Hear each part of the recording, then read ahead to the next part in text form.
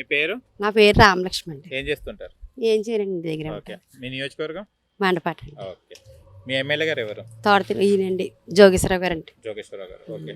మీ ఊరికి ఏమైనా అభివృద్ధి చేశారా? ఏమి చేయలేదు సార్. ఆ, వచ్చారండి, వస్తే లేఅవుట్ గురించి అడిగామండి. మేము ఏదో కొనుక్కున్నామండి, లేఅవుట్ అవ్వట్లేదండి, ఎక్కడ తిరిగినా కొంచెం లేఅవుట్ చేయించండి సార్ అంటే, సైట్కి వెళ్ళడం మీద కేసు పెట్టుకోండి అమ్మా, మీ వెనకాల నేను ఉంటాను అన్నాడు. కానీ ఆయన ఏం చేయలేదండి. ఉమ్, మేమైతే తోటతిరి ముద్దులకి దగ్గరికి మేము వెళ్ళలేదండి. ఆయన గడపకి వచ్చినప్పుడు మేము అడిగామండి. ఉమ్, అడిగితే మాకు వెంటనే ఒక 20 రోజుల్లోనే మాకు లేఅవుట్ చేశారండి.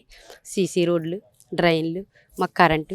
ఇప్పుడు కరెంట్ సప్లై సరిపోవట్లేదు అంటున్నామండి. 3 ఫేస్ ఎంత అని అంటున్నారు ఆయన, మొత్తం లైన్లు ఎంత అని అంటున్నారండి. కరెంట్ స్తంభాలు లైన్లు ఉమ్. అన్నీ ఆయనే ఎంత అన్నారు. జోగేశ్వర గారు వాళ్ళు అయితే మాకు ఏం అవ్వలేదు. ఓకే. ఇప్పుడు ఓటు ఏమని అంటే జోగేశ్వరరావు గారికి వాళ్ళకి ఏం చెప్తారు? ఇంకెందుకంటే ఈ సైట్లోకి ఆయన రావటానికి సరిపోడు కదండి. ఇది వచ్చాడండి. నేను కరెంటు గురించి కూడా ఇది వరకు 2016లో కరెంటు గురించి కూడా డబ్బులు 80,000 కట్టమంటున్నారని నేను తిరిగానండి. వారం రోజులు తిరిగానండి. తిరిగితే నా వల్ల అవదమ్మా, నువ్వు 80,000 కట్టుకుని కరెంట్ వేయించుకోమని చెప్పాడండి ఆయన.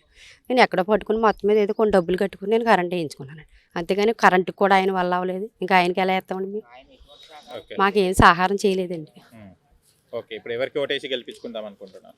ఈయనకేంటి తోటతిరి ముత్తులు గారు. ఓకే.